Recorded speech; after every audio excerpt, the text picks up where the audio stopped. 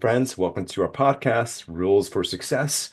I am here with a good buddy of mine, Mr. Michael Schreiber. Michael is a business and communication and leadership coach, somebody I've gotten to know over the past couple of years, realized, connected through a community we're involved with. We realized that a common friend, and that common friend had me realize that Michael's a neighbor of mine. I live in Queens, New York. Michael's in the next town next to me. We've connected over the past couple of years. He's coached me on how to be better communicators, given me feedback on how to improve how I connect, how I engage. Authenticity is a big part of my world, and learning how to tap into human connection is one of the biggest parts of my journey over the past 20 years since leaving being an engineer. So Michael's here. Michael, good to have you, my friend. How are Good to you be here. today? Yeah. I'm doing great, Joseph. Yeah, thanks for having me. Of course, yeah. And for our audience, to tap into this podcast, if you go to rulesforsuccess.com, you can tap into the podcast, the episode, the summary. It's on Spotify, it's on most channels. Tap into the summary. We'll also record a mini tip toward the end, momentumtips.com, for a couple of tips that Michael will provide. Um, Michael does something that I absolutely appreciate. He teaches people how to engage in life, in conversation, and business more. Michael, like, how would you define yourself? I know we were just talking about this. We talked last week. Like last week, we spoke for about an hour and a half. This week, we'll aim to like bring a lot of the wisdom you have in like 40 minutes. And I know it's going to be tough because you have a lot of wisdom. How would you describe yourself? I think the market sees me as a coach and consultant, but I have trouble with these words that demand me to claim some kind of expertise or authority. Something that has come alive for me lately is that if I'm providing expertise for people, then I'm robbing them ultimately of agency. So I feel like the work that's most effective is to help people tap into the agency they have so that when they go out into the world, there's not some situation that I can prepare them for because life is too dynamic for that. So if we get more comfortable as performers, not necessarily on a stage, but in the roles that we perform day to day, moment to moment in our lives, well, that has an ongoing benefit. If I'm increasingly comfortable in more dynamic and complex moments, then I'm going to attract um, the right kinds of relationships, the right opportunities for me. So that's how I see myself. Is it's more of how I'm working with people to resource them back to their own wisdom, the talents, the unique potentials that they have, often through the current challenges that are part of their professional lives that matter to them, like the context that's alive for them in this moment. How can we work with those challenges to not only support them through the challenge, but to develop them in a way that increases their capacity for all the upcoming dynamic moments of being alive. And so that's why communication coach, business coach, all of that seems harder to me because I'm more interested in what's unique about everyone, what's happening now. Yes, they're like an engagement coach, like basically engaged in life and business and the things that are important. I know Sure. last time we talked about you and like the sales space, and you've kind of entered that and Yeah. exploring how people can be better and how they can powerfully communicate authentically in the moment to drive forward sales conversations in the business context. I know in the past you've done some cool work on stage, worked with performers and actors, and you've been in that space yourself, which I'm fascinated by because for me, when I left the engineering world, a, a big catalyst for me to kind of step into my power was understanding how that craft worked, getting very breaking out of the left brain into the more holistic brain, and how How what craft work from engineering into the craft of performance, the craft of communications, craft of communication. building relationships. Mhm. For I have a lot of love in my heart, and I always have. A lot of it's based on how I grew up, and I never knew how to communicate that love with people. Hmm. And I had difficulty for years for different reasons. And then when I went to engineering school, we didn't, I chose not to study drama. I just chose to go into the technicalities of being a engineer. Then when I left that world in 2001, realizing there's more to life. There's more about creating impact. I had to learn how to communicate. For me, it was learning improv, 3 to 5 years studying improv, musical theater improv, Oh, wow. voice classes, Linklater. I mentioned to you, I worked with Kristen Linklater back in Yeah. 2007. All those things helped me to get out of my own way, to relate to people in a unique way. And there's a lot of that, but that was my journey. I'm fascinated by you because you have some of that, and then you've come full circle to help business people to do that, connect more authentically, powerfully in whatever context they're playing with. I love the how you frame that. You talk about being a performer, where people are performing on stage, crafting that, their ability to be successful there, and people also perform in business, whether it's in a conference room or whether it's a sales conversation, leading a team, let's say. It's still, there's a matter of performance there, but it's also authentic performance, right? Stepping in. And you seem to have like a very strong skill with that. Would I be accurate in saying that? I think so.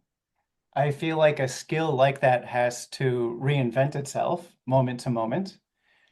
I think that it's something that has come naturally to me, not acting, not that skill at all. That was very hard earned. Hmm. But the ability to see what other people are doing and help them to find a way to get comfortable with what's essential in them and bring that out in ways that are useful, whether it's to tell a story, to engage in any business activity, or just perform in a way that's your word authentic with who they are in the context of what they're working to do. So besides having some of that natural capacity that I found through experience, I've had a lot of opportunity to get reps doing that, which is why I can say, yeah, I think that's something that I'm comfortable doing without necessarily having a process that I recommend to everybody, because I'm willing, through my experience as an artist, to work with what's unique in this moment. So that's something that I feel like is very different. I'm really happier on my feet. Incredible. Got it. What brought you on that journey? So, I mean, the stage or like a business side. I know you've done some unique It was things it in was digital. stage. It was staged with a specific teacher when I first started studying acting in college. At the end, this was my senior year. I was about to graduate with a degree that was just convenient because I was ultimately undecided, had no idea. Took a ton of classes, doing all kinds of different things. Then the summer before my senior year, I moved to New York for the summer. I had an internship. I ended up coming back to New York in the winter because I met all these people. I had places to live. I was able to get a job for 3 weeks, and I lived with actors. So I started asking them about what they were doing because they were interesting people. And they, I think, dismissively said, "Hey, you're still in college, go take a class." And I did. So I met a teacher that was interested in my unique potential that he saw and worked with me very differently than other teachers where it was, I was in school. So all of the different classes were about learn the material. Is it A, B, C, or D? Get things right. Even in the writing, they were grading. So it was always this idea of them being an authority, having the answers, and me getting a stamp of approval to do something. So then I meet this teacher who says, "Hey, this is the way that I can see you contributing to this field of performance. It demands you being more comfortable in your own body." He pointed out a lot of communication quirks that I had, ways that I used my body and my voice that weren't natural or comfortable. And I discovered that I was terrified to be in front of people and be myself. But he worked with me on it. He challenged me to be in theatrical productions, and I visibly shook on stage. But over time, not only did I get comfortable, but I fell in love with the capacity I had to tell a story, to find that my emotional instrument was flexible and could be stretched, that I could use my voice and body differently. The more comfortable that I got in the moment without knowing exactly what was going to happen, even though we rehearsed, I found the connection with other actors and with the audience to be thrilling. So this transitioned into coaching because I think my love of the craft of performance wasn't based on some desire to be famous or to be in show business, even though I was guided that way because of what people experience as my potential.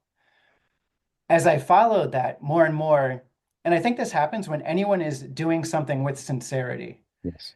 that if you're approaching something you love with sincerity and paying attention, you'll find that well-meaning people will guide you into places that might be a good fit for who you are.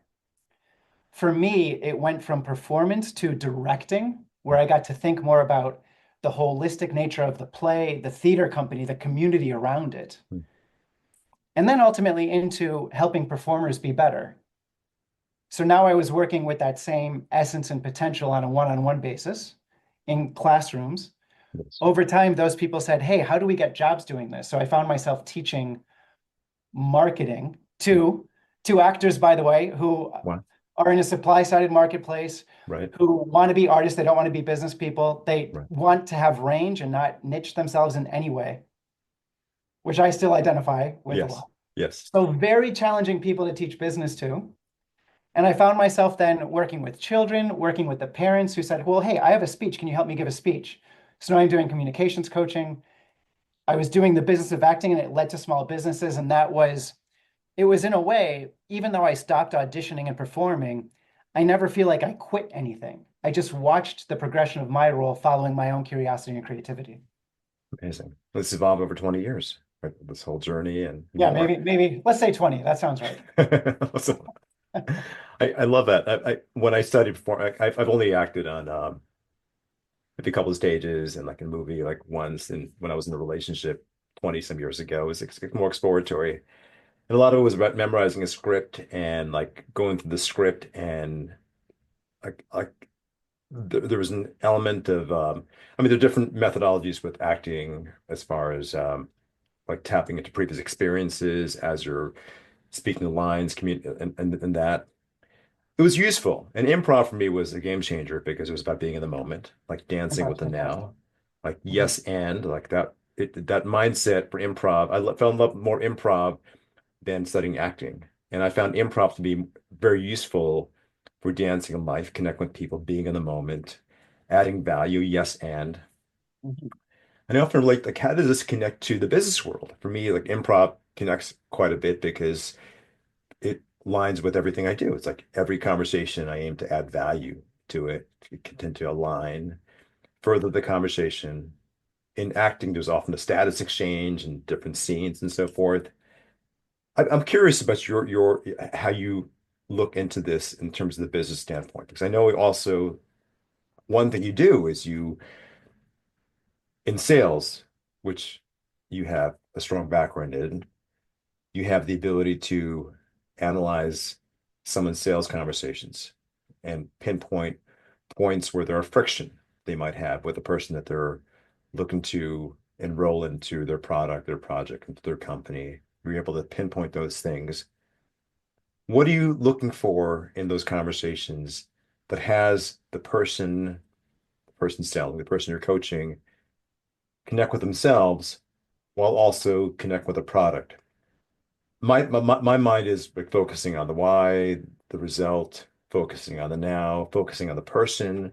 Oftentimes sales is about it's about 80% listening or 70% listening, asking questions, and then framing an opportunity around where the person's at, where they can be with the product.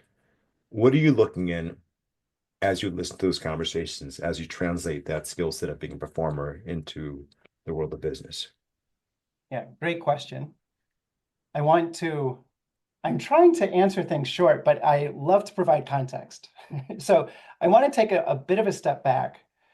What you're talking about, I offer something to clients, whether it's someone I'm working with ongoing, or even just doing this that I call simply a sales call review. And what I find is people, especially anyone who is working to bring something that they care about that's creative for them, oftentimes coaches, people with a combination of modalities. that they want to bring to the marketplace, and they know they have value. They have trouble communicating that value in a way that they can enroll someone to work with them. What I find in the marketplace commonly is that people will sell a lot of sale courses with methods that work for them.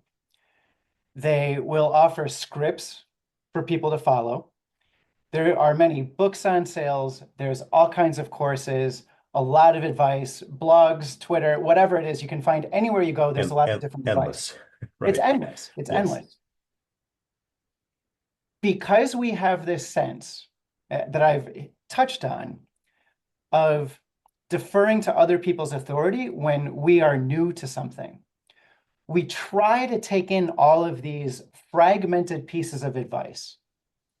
And that's hard because even when the advice is good, the advice doesn't necessarily match your unique business and circumstance. I've taken a lot of those courses. I've studied with those teachers. I've paid thousands of dollars and done that. Over time, because of maybe how I've worked as an artist, I've integrated those things pretty deeply, and they're embodied in a way that works for me when I have sales calls now. My natural skills I talked about as a director, that's what I feel like when I'm doing a sales call review, I'm tapping into is the theatrical nature of the event of a sales call. We have two people who, even though they're working to cooperate, there's still this inherent, I mean, theater is based a lot on conflict. So it's not that the people are at odds, but there is a dynamic tension of, I want to get you to enroll in something that is good for you, and you are careful about what you buy, protective of your resources, and hopefully very sincere about what you're trying to achieve as well. So when I listen to, especially my own clients that I really deeply know what it is that they're up to, I find myself not only rooting for them that they get the client, because obviously that's good for me as their coach, that they Of course. have that success. But I find myself rooting for the prospect because I can feel that it's a match, even though the person enrolling or working to enroll is stumbling around all the different knowledge from all these different fragmented sources that they're trying Right. to bring in. Right. So what I do watching the theater is I find the energetic, subtle moments. I listen to the places where something shifts or move. I recognize points where they're asking a question that might be the next question to ask in a sales script that they haven't deeply internalized. And I might point out, hey, this question is based on everything that comes before it. The sales call is not sections, it's its own whole. Yes. So as we work to understand it that way and move with it, we need to learn to trust our own agency in ourselves to move through that conversation gracefully. Yes. Yes. It is. And It is. that's when I'm doing that review, these are the ways that I'm looking at it. And it's while there are some principles that I'll probably repeat if I did 3 or 4 of these in a row, I might say the same thing generally 3 or 4 times, but it's always in the context of the conversation that's happening. So that's why the process of working with what's actually in play instead of saying, hey, do you have this pain point? Are you in pain here? Having trouble selling? And people are like, oh yeah, oh, you understand this. You must have the answer. Give me your answers.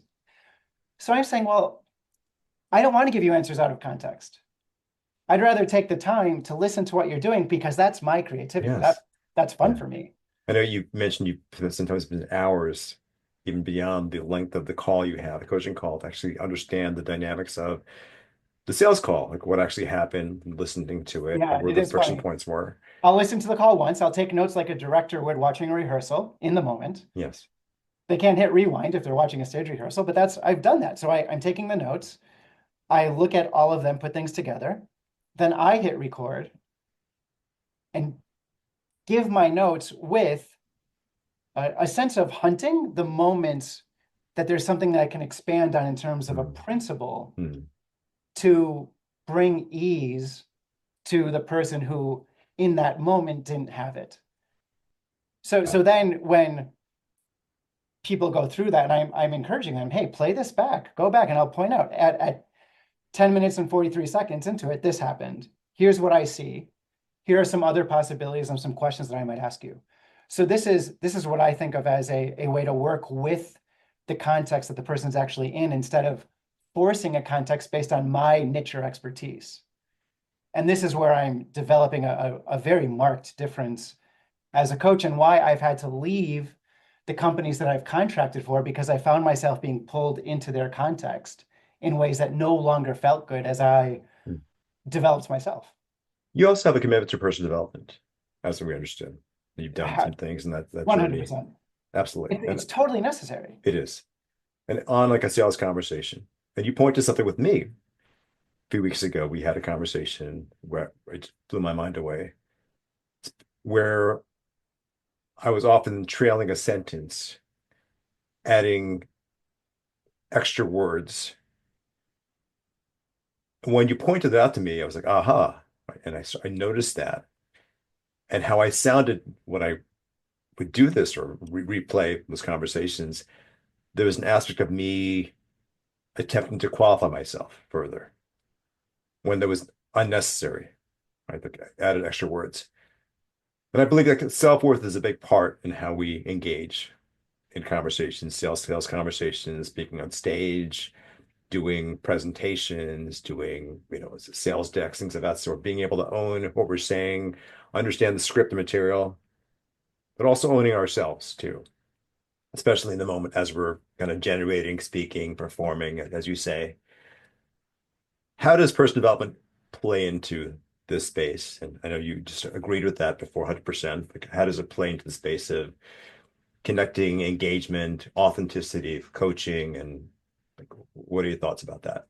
Well, I need to be personally developing, because development is natural and alive. The world is changing around us all the time. Nothing stays the same. So if I'm not in development myself, then I can't be paying attention to and allowing an openness to the world around me. Yes.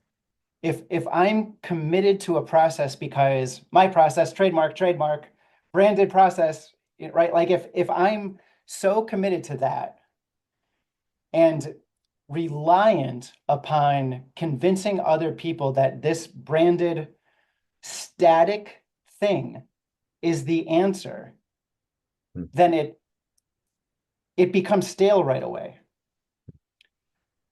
If I'm insistent on it, then how can I listen to what's alive today for the unique person I'm working with? Even if I saw them every day prior for the last year, they're new today. There's something different. The world is different today. The weather is different. The political climate is different. The events in life are different.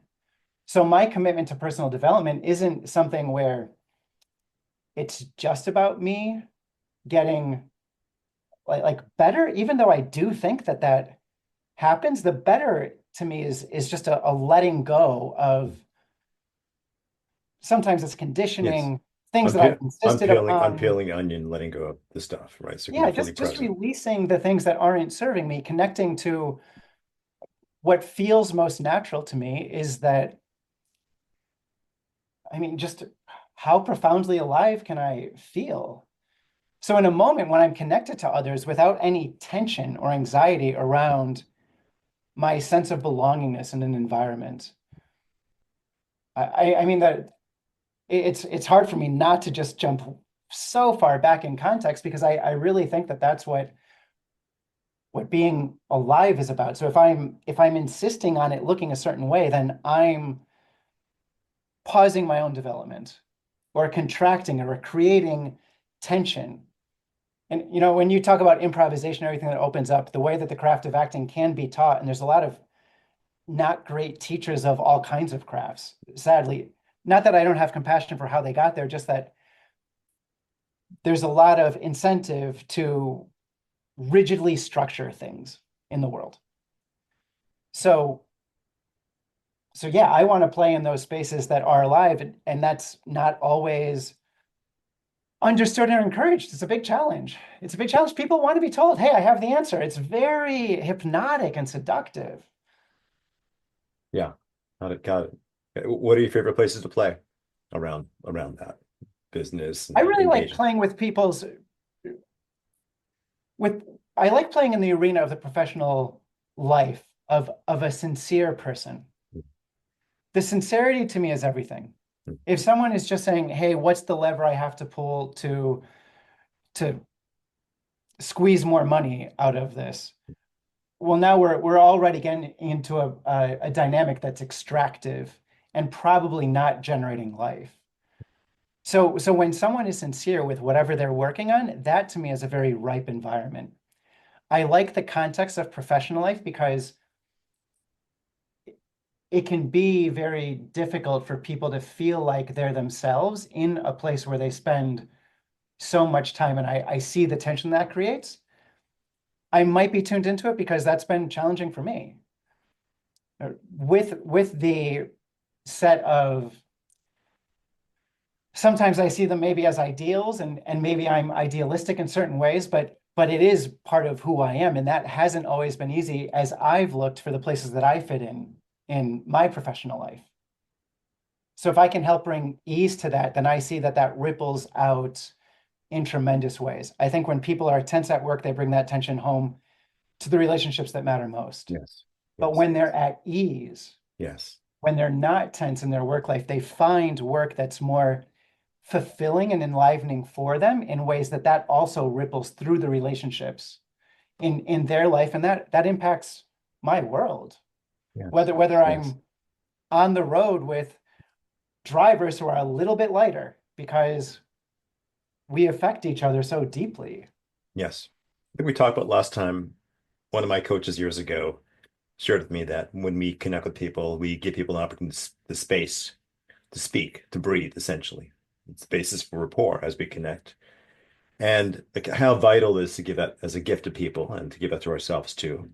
Mm. And a lot of performers, we carry tension in our body. Well, my teacher, Kristen Linkletter, years ago, talked about how tension can get in the way of sending resonance out, right? And resonance can be a connection. It could be also our voice, and voice can also be as construed as leadership. Stephen Covey talks about that. I'm always very fascinated by that. And where I am now versus where I was 25 years ago was completely different. My college, they saw me very, very different because there's a certain directness that's there, certain openness that's there. It's this heart connection that's there. A lot of it's learned. And as you mentioned before, a lot of it's also about letting go, releasing the onion, going through layers and peeling back and dealing with childhood wounds. Um, and also being able to connect in the conversation, really fully listen, like getting ourselves out of the way so we're fully present to what the person needs, what they're saying, maybe what they're not saying. That's very Often vital. what they're not saying so Yeah. much of it. Yes, yes, Tension is the enemy of the performer. yes, It yeah, really is the major culprit. yes. And even acknowledging attention is useful in a conversation, specifically if it's involving sales or even speaking to an audience where you're giving a presentation about a product, being able to see the tension, being able to see those dynamics, acknowledge it, and as it's acknowledged, people have a chance to breathe now. It's like I when I studied comedy years ago, one of my comedy instructors talked about if something breaks, falls down in the room, like let's say the server drops a glass of bottle of wine or something, and the audience hears it, you acknowledge it. There's tension in the room, it's acknowledged. And of course, it's comedy floors 20 years ago, but it applies to business too. As we're engaging, if you see friction or tension in the room in any relationship, it's just good to acknowledge it to some extent with the intention of like moving forward. What are your thoughts about that as far as Yeah, well, it's you brought up a lot of different things. So one of the places that we worked, and I want to go back and acknowledge you. You mentioned that we did some coaching work around a pattern that I pointed out yes, for you. So the thing that I noticed that you had the capacity to do, which was great, and the note that I gave was when you find that pattern expressing itself, not to beat yourself up, but to celebrate the awareness of it. yes, So on the personal development level, when we can be aware of the things that are happening without judgment around it, just the celebrating that we were able to tune into the acknowledgement, now we start to open up that tension in space without making ourselves wrong in the moment. The same thing is true with a moment in our life now as we extend out beyond ourselves into a, a moment in community that when a so you talked about, okay, like if I'm on stage with the attention of the room and I guess I'm apparently in a cabaret, even though this would be the last place I'd be on stage. But the wine glass falls and breaks. Yes. I do need to acknowledge it because it's reality and it happened. Not acknowledging it is an expression is a manifestation of my own tension around the moment having to go in some pre-rehearsed way. I coached a speaker years ago who had MS. On the day she gave the speech, she fell twice as a result of her condition. Her speech was about living with MS, and she had rehearsed the speech. It really meant a lot to her. And so when she got up to give the speech, she was shaken by having fallen twice. But because we were part of a group, I didn't get to talk to her or think to make a moment even. But she got up on stage holding on to the podium that was on wheels. It wasn't as stable as it needed to be. Mm. So she didn't fall again. She was okay there, but that she was in the tension of that in a way that I was more concerned for her in that moment than I was able to listen to the speech. Mm. So the wheels weren't acknowledged and the instability, but she also didn't surface that she fell twice that day. Right. And I really thought that was a missed opportunity because even though it wasn't in the rehearsed script, Yes. it was most telling of what it was like to be in her experience of being alive and the ways that she had to be attentive to her physical body and the realities of her neurology and everything else that was going on. So it taught me, and it was a learning moment for her too, that when we bring reality to the moment, it relaxes everybody. Yes.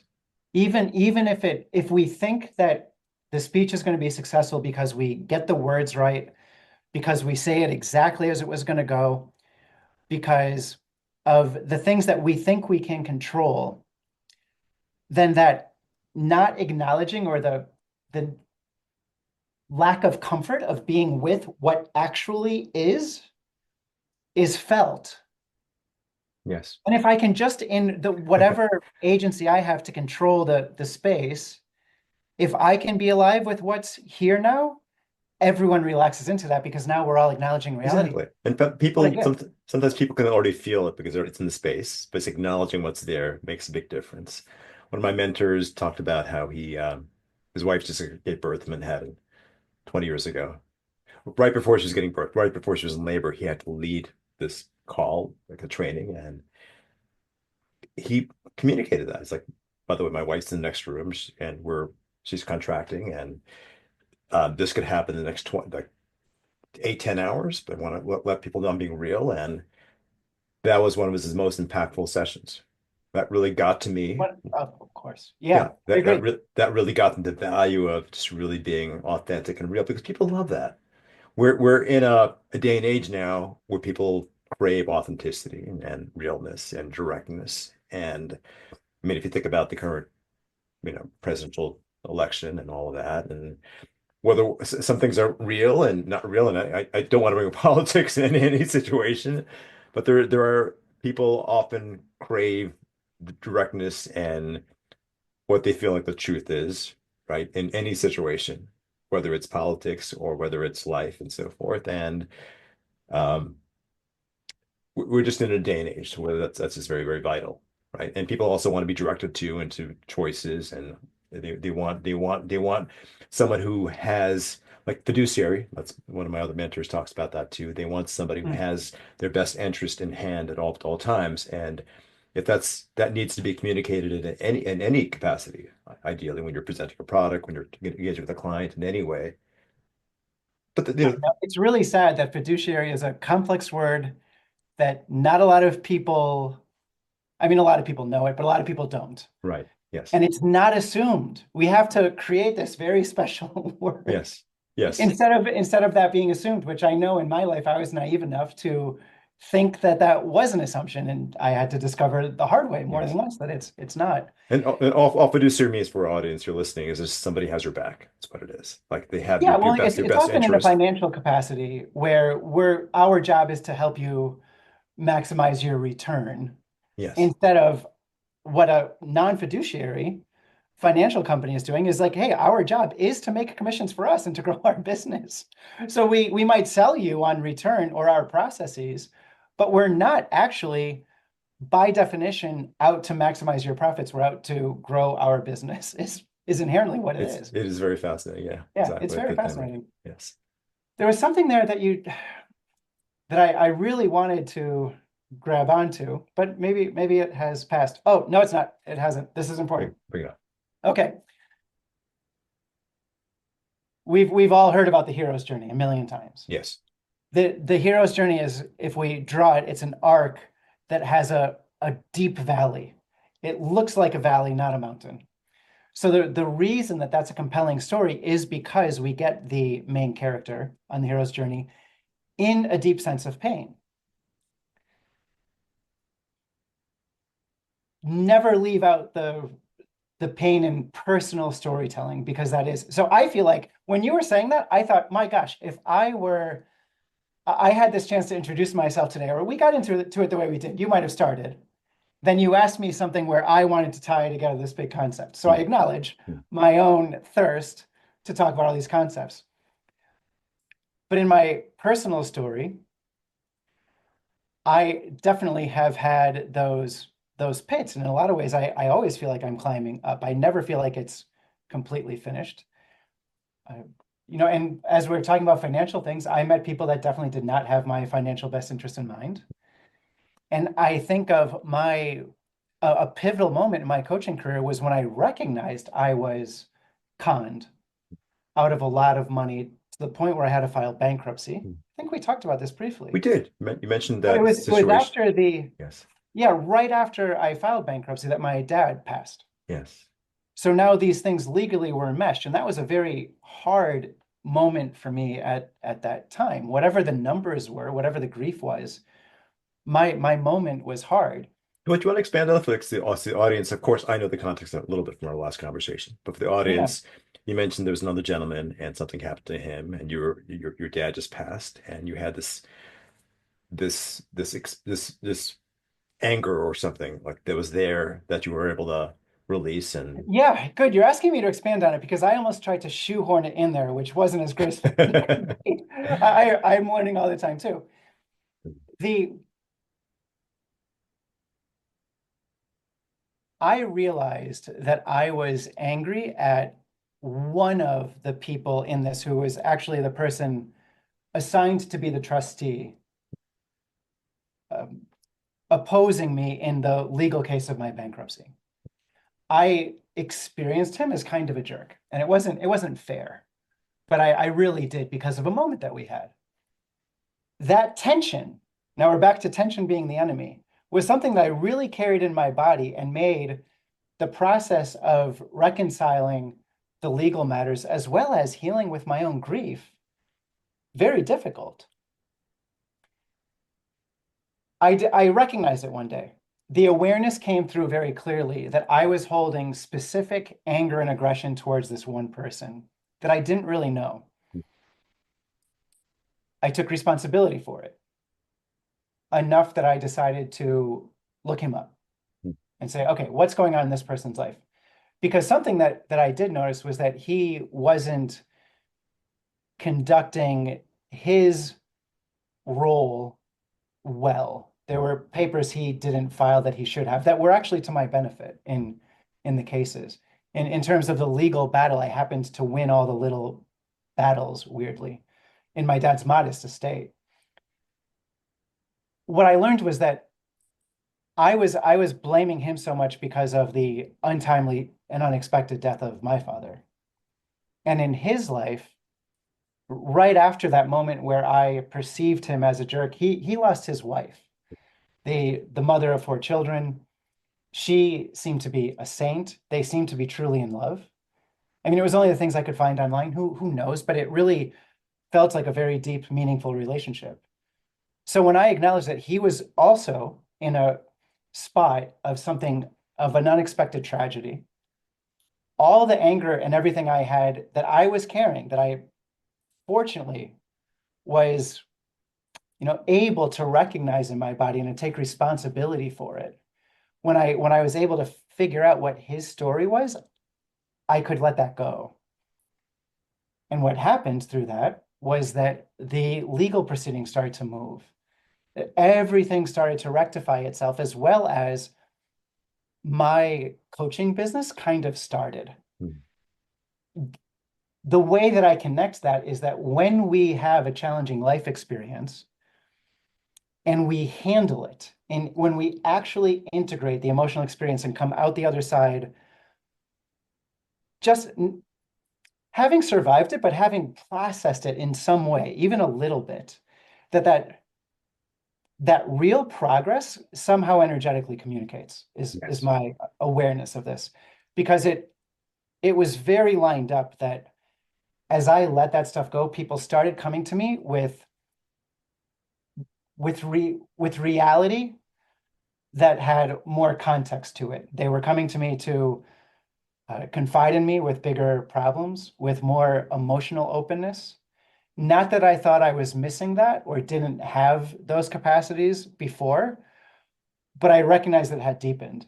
And I thought, oh, well, one thing that's different is me, because I went through the hardest emotional thing I did Hmm. through Hmm. the embarrassment of the original being conned and falling subject to that energy, Yes. Yes. combine that with the grief around the loss of my father and everything that I might have learned about money, positively and certainly negatively, too, from the ways that we connect to our parents, Yes. and especially a man with his dad. Yes.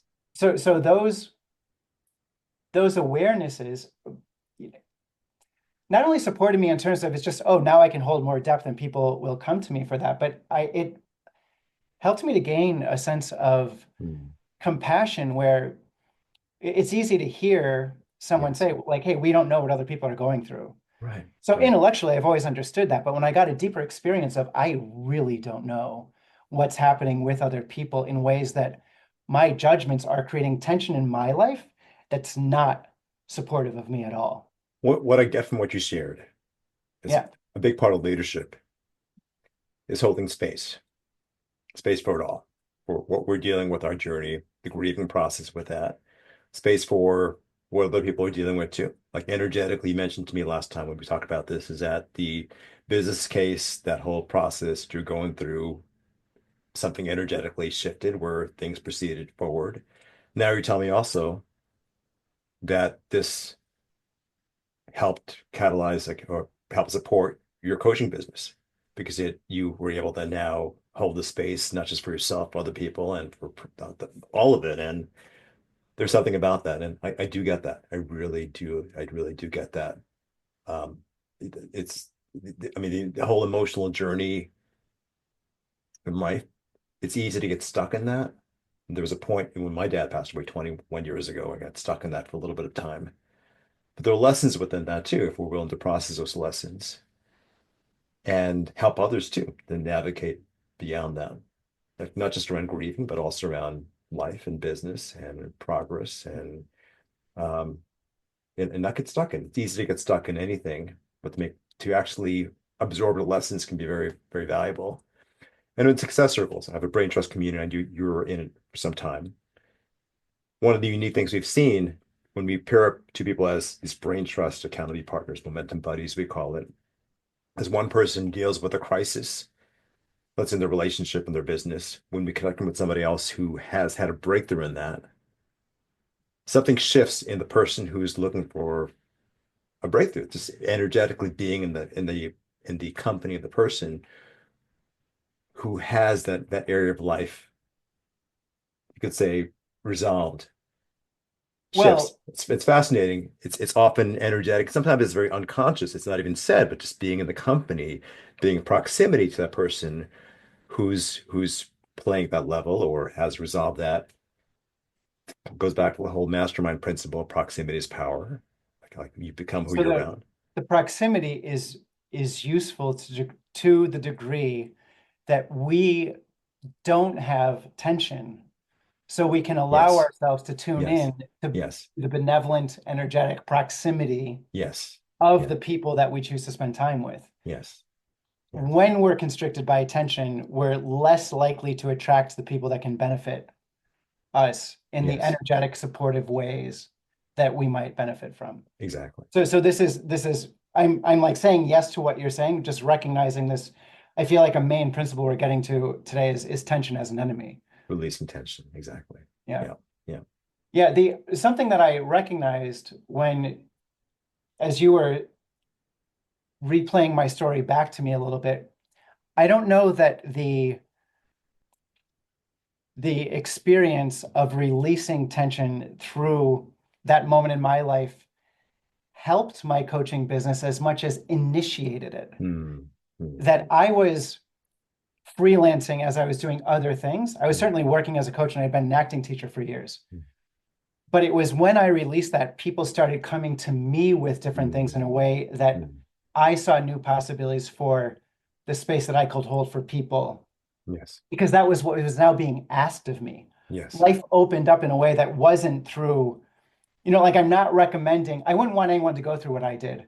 And I wouldn't recommend anyone pursue some negative situation as a path to growth. exactly. Don't Life do that. throws enough at us, Yes, but when we can yes, recognize that, hey, whatever the story is, even if, oh, I lost some money and it affected me deeply, but that person lost way more money, it's not a comparative thing. It doesn't matter at all. It's how is whatever it is affecting me? yes, What grace can I find to move through this yes. in a way that might create openness and new possibilities of how my life expresses itself for other Right. people? Yeah, I think it's important to like understand that, to journal, to go to process these things that come up, to have a bigger picture. Like maybe it's like a bigger calling in life. Like maybe what is my mission, a purpose, and that could be ever changing. I know for you, it's ever it's expanding in a good way, It's expanding in a good way. and not to be. And you Yeah, mentioned before also not to be defined by anything. Like when I first got to college, I studied chemical engineering. Got into a car accident, made a shift, became a technologist. Like almost died in the car accident, became a technologist. Then 9/11 happened, and 9/11 had me be aware about creating more impact in the world. And they made some shifts there. Got into the nonprofit space, got into the performance space, but not being attached to anything. When we're attached to anything, sometimes there's friction, there's more tension that's there. Being open. And I know you talked about regenerative leadership. And maybe this might tie into that. Curious your thoughts about that and in your context, what regenerative is. But we're always changing. And there's even a book by Ben Hardy about personality types, and not beware about being defined by any personality test, because we're all ever changing people, individuals, as long as we're open to something bigger, or as long as we're open to a bigger purpose, a bigger force, perhaps, God or something. There's something that's bigger calling us, and not to be defined by anything, but still having a commitment to serve, right? That's often very useful. yeah. Regenerative practice is something that I'm still relatively innocent to. I've been studying it for a year and a half with some powerful groups of people. The like other words, like the word sustainability, regenerative is used in different ways by different people. I don't want to say that I'm the one that has the right definition at all. I can work with my current understanding that on the simplest level, is this creating more life? Right. And so this echoes some things I was talking about before. When I think of, my gosh, it's such a, I always want to try to download my entire brain on every question that you ask me. So So in terms of the work that we're doing uh, with an individual, can we, and I think I started with this today, can we work in a way where not only are we in the context of your life now, that actually the challenge that matters most to you, but can we work on that in a way that increases your capacity over time so that you're increasingly comfortable in dynamic situations? That to me is a sense of regenerative personal development. I naturally want to go into bigger things. I would say in my work with my clients, I'm often thinking about their clients and the communities that they're a part of, partly to bring my clients into that remembrance too, that it's not just their job to figure themselves out in some way that they're under some kind of threat if they can't communicate perfectly, but that they have their unique gifts. They have a lot to offer that's often for anyone, especially if they're going into coaching, which a lot of my clients are building some kind of coaching or consulting business that matters to them. It's because they have a sense of their own creativity and expression of care for the community around them. So that extends outward, and that matters. That the more we find our way into places where we feel our uniqueness appreciated and valued, we give other people permission to be more themselves. And I think that makes life richer. You talked about like the changing environment that we're in now and the current political moment, everything else. AI is coming in different ways. Yes. Ideas of roles are very challenging right now. So that sense of being able to be ourselves and be valued for who we are, I think is increasingly important. Yes. It's, How do you yeah, balance self-awareness and self-compassion on this journey? self-awareness and Compassion. self-compassion. Well, I think the two have to go together. And if I'm not willing to be aware, it's going to be hard to have compassion for the things that I see that I might judge as less than ideal. The judgment, I think, is unavoidable. I Yes. feel best when I'm not in a place of judgments, but I think I can tap more into curiosity. Yes. That if I'm truly interested in the things that I'm experiencing as part of me or around me, well, that's easier. That's less tension creating. Another way that this is touching on a few different things that I won't Hmm. name all of right now, but I'm more interested when I look at a moment that I'm having or the people that I'm working with, an organization, a community. Instead of thinking about the problems, can I see the potential that it has around it? And because that gives me a different way to work, different questions to ask, different people to engage potentially, When where you we're co going to start working very differently if instead of, oh, that's a problem, it's what's the bigger potential in the whole of the person, the system, the organization, whatever it is. what kind of questions do you ask in those situations when you're coaching?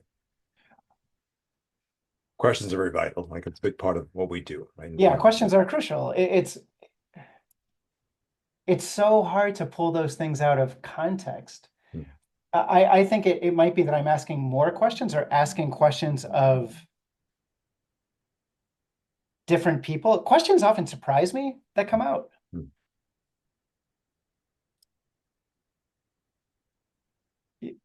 We had to talk about leadership.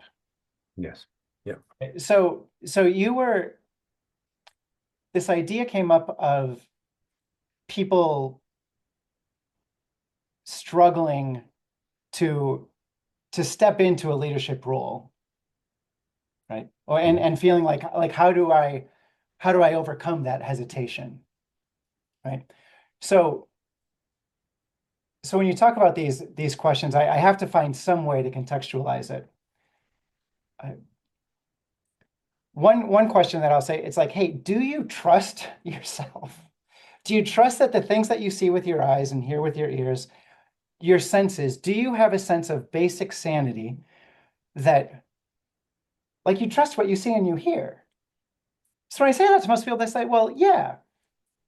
And that has value because you probably, if you're in an organization or if you are working with people as a leader in any capacity, from your position, you have a unique perspective.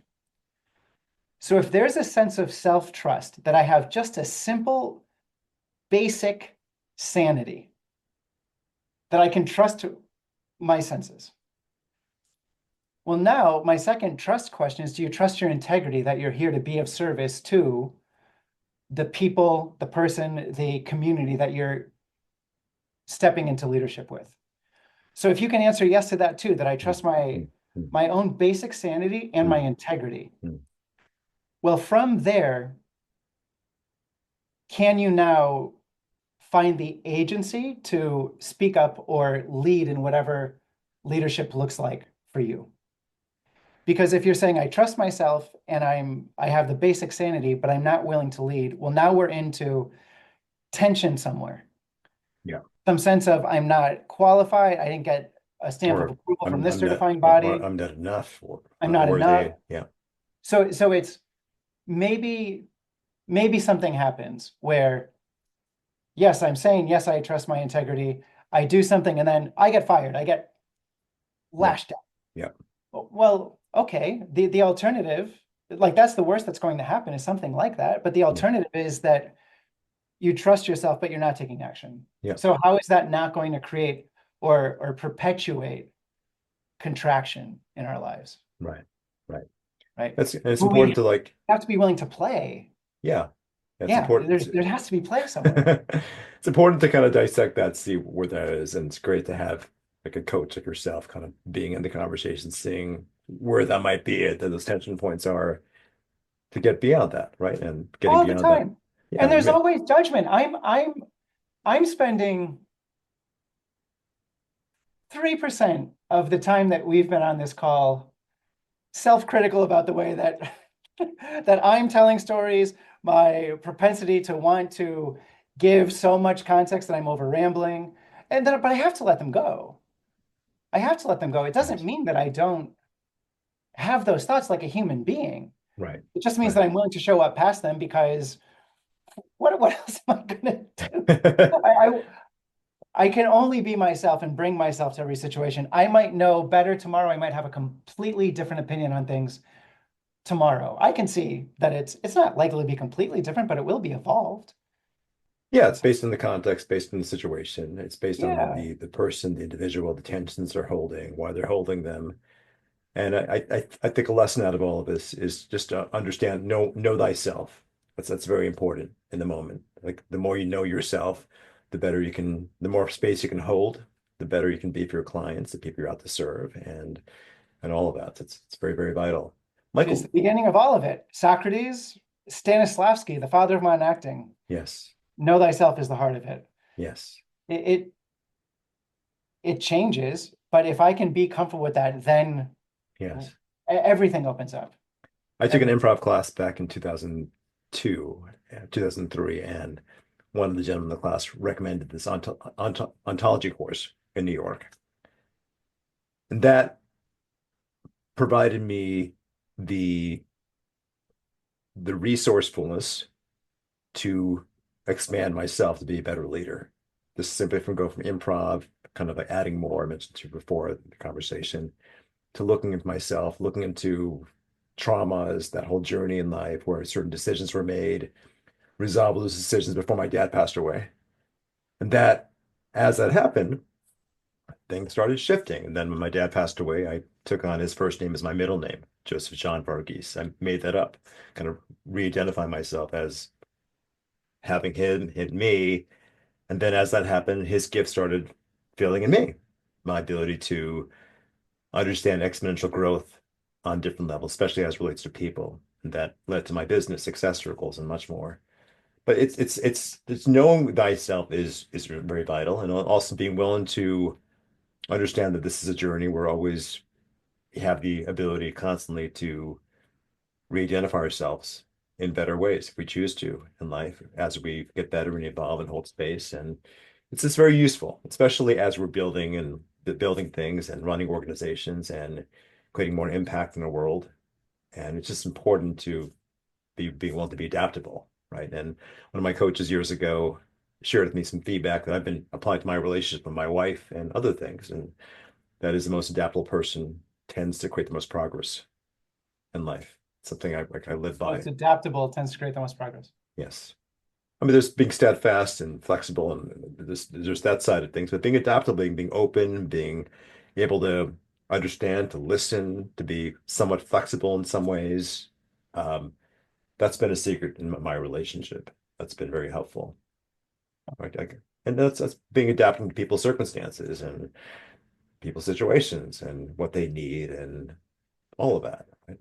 My wife herself, her dad passed away, and being able to understand where she was at when she was in a certain position with a previous job, being able to understand the dynamics and friction points she was having, and to listen to her in a way that love on her, where she was able to kind of shift to new opportunity. And whether it's, our spouses or whether it's our clients, being able to hold space for people is one of the biggest gifts we can give them. Yeah, Well, in working with others, I think that adaptability, I want to come in without thinking I have the answers in advance. That staying open that you're talking about, I feel like process can be adaptable. We learn things that work, but if we insist on those things, I don't think that's of service to right, others. right. So that's We're that's how attached, I'm. we're attached to those things sometimes that can be get in the way sometimes. Yeah. Yeah, which is, see, all of these things lead to 20 different roads. Yeah. I Yeah. see that a lot in coaching where it, it's dependent on me as a business owner often, or what I see in businesses to continually edify a branded process or an informational product because my business depends on it. And that's why building a business has been a challenge for me because I've never been willing, like, even though I didn't have the language for it, it never made sense to me to think that I have the answers because I was always working in the dynamic moment with the unique people that I was with today. Yes. So that's what I'm seeing is different. I'm finding ways to start to build around that, even though I spent a long time being avoidant and justifying working for other people that had a lot of heart in what they were doing until I found a way to outgrow it and became more of who I was, where that continued relationship became untenable. Yes. So that's interesting to me, but I recognize that it's not everyone's experience.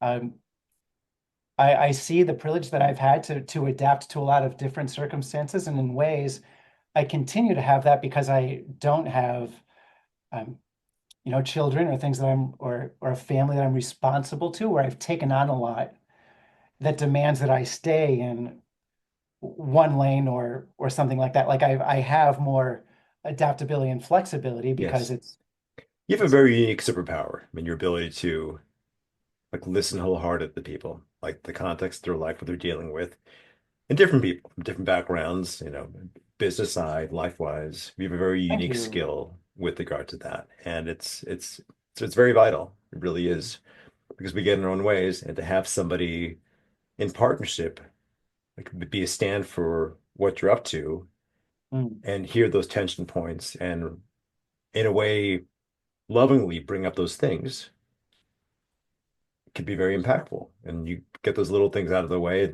and it could lead into a lot of opportunity, a lot of progress, a lot of growth. It could be lead into a relationship. It could lead into more business. It could be lead into being able to deliver a talk, being able to speak on stage. You mentioned your client with MS. And It those could lead little, to laughter, yeah, to ease. it's Uh, understanding tension at that level, yeah. acknowledging it, and reminding the person that they can let it go, and there are different ways of letting it go. And it's very fascinating. It really is.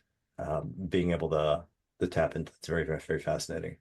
A lot of this is about resonance, and resonance. I look at I play with words. So when I got Stephen Covey's book, The Eighth Habit, it's about inspiring others to find their voice. For me, voice was a big Hmm. part of this physical things, how we communicate, and then voice now became leadership. When I studied resonance and studying voice, it was about resonance and the way our voice sounds. But then resonance at some point became about connection, right? And engaging audiences where what we're saying resounds and there's trust that's there, right? And I just play with words a lot with everything I do, right? It's just part of my journey and my evolution, right? And I love that you got to work with Kristen. We had mutual friends, but I never got to meet her and work with her. So yeah, that's really incredible well, too. she's like you because she has the ability to see tension. Hmm. Remember, and I have recordings of this. She would have me in a headlock in class, and it was You deserved embarrassing, it, I'm but sure. she had me in a headlock, and like and it's almost like we're wrestling, right? Like it's a wrestling move, and she was just getting me to release that tension in myself. It was basically a class. It was a 3 month course on finding voice in Shakespeare. She has a book on that topic, but it's basically a lot of it is recognizing tension. And those lessons still applied to my life, still in terms of everything I do, not just about poetry, but it's also about business and connection and understanding tension at that level and releasing it and being able to engage and I love impact. that you said that. Theater, I think, is such a practical course of study. Yes. It feels so outside of what people are doing, but it isn't. It's the most practical work I bring to people often. In a way, a lot of esoteric work that is, it's easy to dismiss it as woo, but all esoteric actually means, this fascinates me, is that it's less commonly known. So some of the things that I've studied that might be labeled that way, from theater to other spiritual teachings, a lot of times when those principles become integrated, they are very, very practical. Hmm. So it's really nice knowing your business, just to hear, which I haven't heard you say that before, about how useful your study of something like Shakespeare and Yes. voice Yes. has been to your experience of your current business and the people that you serve today. Completely. I think Yes. I don't have any um, voice or interest in coaching without my theatrical background. Yes. It's I think it's very vital. Like I used to be in college, I was a bodybuilder and I was lifting weights. You've done so, yeah. I mean, I have too. You've done a lot of, like, you've had a lot of chapters. I have. And then I had to like get the benefits of that. But it's also just tension in the body. Kind of the body kind of holds on to things and we lift weights and things of that sort. And it's something I got from studying Linklater technique. And sometimes Mhm. being a child, like they would talk about Linklater technique, is go back to being a 5-year-old with the stomach out, with the diaphragm out, being able to connect, engage, be that child again. So it's like unraveling the onion. And part of business is just that. As we connect and engage, it's going back to our roots. Not necessarily being a child. I have a 6-year-old at home. It's not necessarily being having tantrums and things of that sort. It's just being able to connect with the body in a way where there's less tension. Because sometimes if we hold tension in ourselves, then the people we connect with are also holding tension to they see us. So you're watching a good movie or watching a play. You see the main protagonists hold tension, have anger. The audience mimics that in the moment. They kind of see that and we kind of build rapport, that connection, and we hold our breath. And the greatest gift we can give to people, I believe, is taking a breath, right? Being able to breathe, being able to and that's part of letting go of the tension ourselves and also giving people the gift of letting go of the tension within them. And a lot of that is just listening, which listening is pretty profound and just something that you're so brilliant at providing Oh, people. thank you. It brings up one more story. I was working as a spokesperson at an auto show many years ago, of all places, Hmm. in Detroit. So it's the industry, Yes. biggest Yeah. industry event. We had It's to like the be there. center of everything. Yeah. What's that? Center It's of like everything. yeah. So we had to be there on the press days. I didn't have actual work to do. They just, to impress the industry, they needed us standing there in our suits. But everyone walking around, all the executives up to the CEO of the company, it's an important moment for the company. Cameras around, new product is coming out, all these things. So everyone is stressed out, and everyone is somebody's boss, except for me and my colleagues who are spokespeople. We're kind of at the bottom of this hill. There only to be furniture, kind of the worst days of our year, because we're not able to engage with people who are given a microphone and speak about things. So I knew this practice. It's a Buddhist practice called Tonglen. Hmm. and it flips meditation on its head, or common practices on its head. I know a lot of yoga classes and everything, they'll say, well, breathe in light and breathe out the Yeah. darkness, breathe out something negative. Right. And Tonglen's like, no, put your mouth on the exhaust and breathe in the pollution, breathe in all the negative stuff, and breathe out. And this is back to that word I used before, where this is where we got it from, the basic sanity, basic goodness. So now what's happening is I'm taking what I'm experiencing as negative or tense, starting with myself, and I'm taking that in, and I can transmute it and release just sanity and goodness. So instead of everyone breathing out all the junk, it would be like a vacuum cleaner on reverse, just blowing all the dust into the environment. Mm. It's like, oh, I can be an actual vacuum cleaner, making it cleaner, Mm. working with energy and tension. I Mm. can take it in, find that I can handle it, Mm. and I can just breathe out and with ease. So in this tense Yes. environment of the Weird Auto Show, Yes. with nothing to do, nowhere to go, boss is making sure I was standing by my post so everything looked right, I decided that this was the perfect place to practice this Tonglen. Mm. So I just started experiencing tension in the energy around me, people coming over, worried about how something looked, a bolt on a tire, whatever they were worried about. So I just breathe it in, just breathe out tension. And I had a long time to do this. It was really Yes. great. I'm Yeah. like, I just today I get to practice this. I had people coming over and asking if they could stand by me. Mm. Mm. And I thought, how interesting. No one knows what I'm practicing. I'm just working energetically in a way where I'm not adding to the tension in a tense environment. Right. Right. So now, without doing anything external, Right. I'm of service. Yes. Yeah. We're all I'm of in it. service just through recognizing the tension that I'm feeling, but saying, hey, I can be responsible to it and it doesn't have anything to do with me, actually. So Yeah. I can breathe out ease. And that intentionality had people seeking proximity and thanking me for it. Oh, it feels better. Can I just stand by you? Oh my gosh, this feels so much better. I don't, thank you. And these were people that I knew that it hadn't, maybe they Yeah. had felt that before because we had a friendship, but they were that direct about. Yes. So that taught me a lot. It was, Yes. well, hey, am I, this is how I would like to show up every day, and I'm going to succeed and fail at that Yes. because Beautiful. I'm Yeah. human. So, Right. I love that. but that's the capacity that we have, and it's not even like I was able to pull that off in with a little bit of practice. Are there any other practices you embrace on a daily basis to kind of keep yourself, you're kind of engaged in the world, and maybe evening practices, morning practices, do you journal? Like, what are some things you do? I definitely do journal at times. I've had a sitting practice of meditation at times. I have dietary practices. Some of those are just things that I Like don't like eat like sugar lately. fasting or dietary? Got it. I Yes. fast 16 hours a day. That is way easier than I thought it would be Yes. once the momentum for it is there.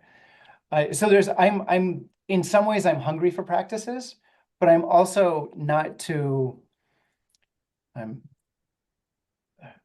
like, look, they're tools, and they're sacred, but they're not, Mm. right? So like sometimes we only need a little bit of something Mm. to affect. We're kind of in an engineering place, as I understand it. Anything that enters the system affects the system. Mm. In homeopathy, we only need a tiny little bit of something, Mm. and that can benefit the entire system. Mm. So when it comes to practices, I think all of us have so many different things that we've done over time, and many of them already work. But we have this tendency to think we need more. Oh, Yeah. what else?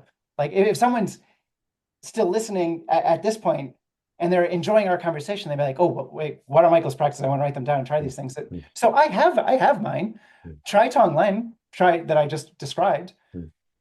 But what I usually will reference or advise people, I say, you know what works for you. You have a lot of things. Can you tune into your own body and breath with enough awareness that when you find yourself in tension, that you do something you already knew how to do to tend to Release the it. body? Yes, yes, So sometimes for me, it's my shoulders creeped up. Oh, what was this? Roll them back, stretch yes. out. Yeah, just can shake a little bit. The practice is awareness. The Yep, practice is that I caught myself having the tension. yep.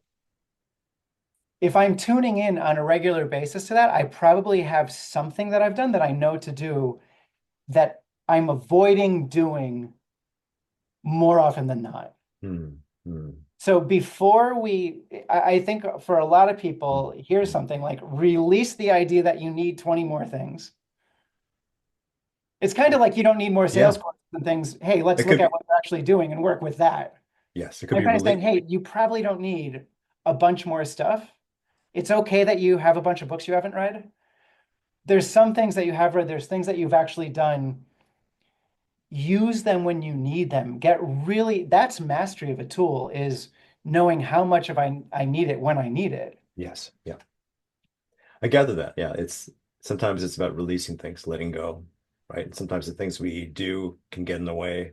It's not about stacking multiple practices. It's about figuring, fine-tuning it to who we are. I love the way you frame that. It's really, really great. Thanks. Yeah. Sometimes simple is better. It's great. Any other tips you have for our audience? Like anything Tips. else? That I think that's the big I so I mean, we've talked about sales and speaking. I love working with what is. I think that just it's that global tip. It's something I'm, of course, really enjoy engaging with. It's so fascinating to me, people's creative process and how that comes together. But taking the time to look at your own process, I'm seeing if you can access the answers that you have. Like if you want to start a business and you're in sales or you have a speech to give, you know the things there. It's not outside of you. Really claim the things that you see, like that, this basic sanity sense, the trusting and integrity. Can we go back to, hey, I do have something to say, here's how it's going to come. If I want help structuring that, I can find that help. But if I can catch myself thinking that the answer is outside of me somewhere else, needing more courses, needing more books, I better get that last piece. That stuff I feel like slows us down Yeah. ultimately. Yes. And I'm guilty of it too. I'm guilty of Yes. it too. And We all are. Yes. yeah, Yeah. but I know it's weird for someone who is like, look, I'm building a coaching business. I'm saying like, it sounds like I'm saying like, buy less coaching, buy less courses. In some ways I am, but in other ways I'm saying invest in the things that help bring you to yourself and help you to integrate the things that you're doing. Yes. Yeah. I Yeah. one last way I'll kind of clean that up is that I recognize that I've gotten much better over time at investing in myself.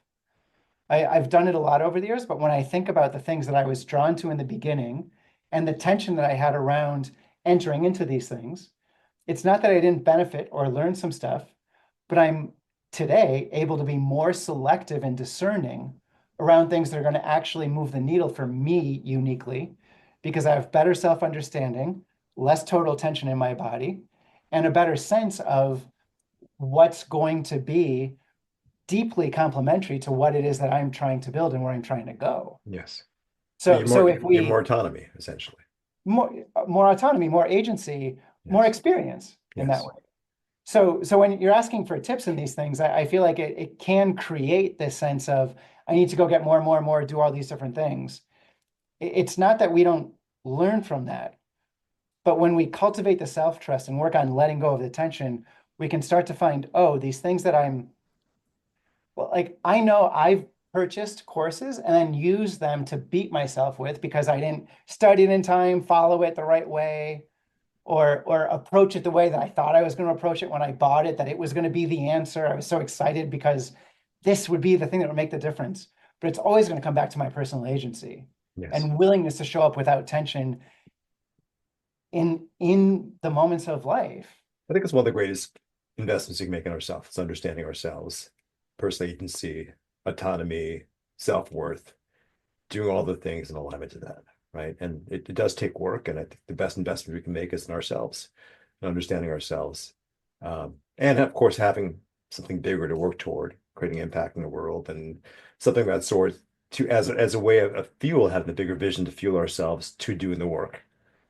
For me, that journey 25 years ago when I started this 25 years ago was I had a vision in mind, like there's a purpose here I have here. And then it's doing the work to kind of unravel the onion, like let go of the ego self, and just do that work.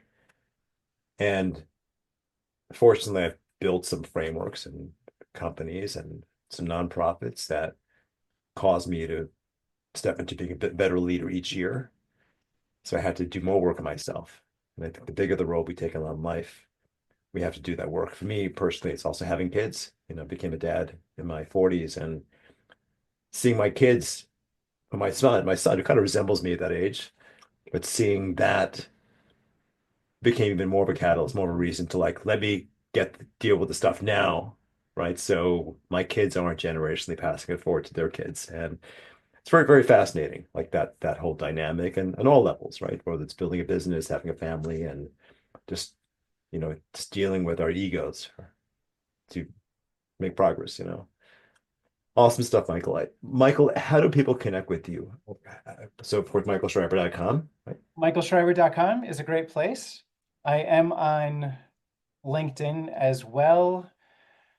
I'm Yeah, reach out to me. I love to be in conversation. I have subscribe, follow all those things, but Awesome. also reach out. Let's talk, especially if you think I can help with something. I invite that conversation. I love Awesome. meeting people and talking to people to work to find that unique context that we can play if we can play.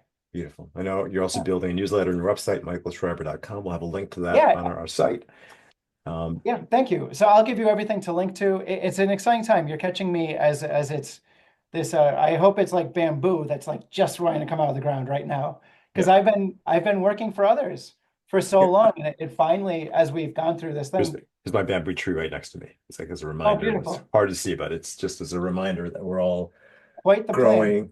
Yep, Yeah, exactly. growing deep roots and then Yes. fast, resilient. Bamboo is such a resilient plant. Yes. My Yes. gosh. Yeah, Joseph, thank you for this. You We've are. gone all over the place. This was so much fun. There was a lot of value here we connected with. And for our audience listening to this, I'm sure you've got tremendous value from hearing Michael, his journey, his background, how he's become this incredible business coach, a communications coach, sales coach, all the things he's doing. What I've heard, what he shared talked about today is that life can be performance. We're always performing on the stage, whatever stage we're on, for business, for life, relationship, much more. It's about recognizing tension in ourselves, in our bodies, letting go of tension, um, recognizing too that we're always in partnership with people as we engage. And sometimes as we free ourselves, we're able to kind of deepen that relationship wherever we're connecting with, at any stage you're on.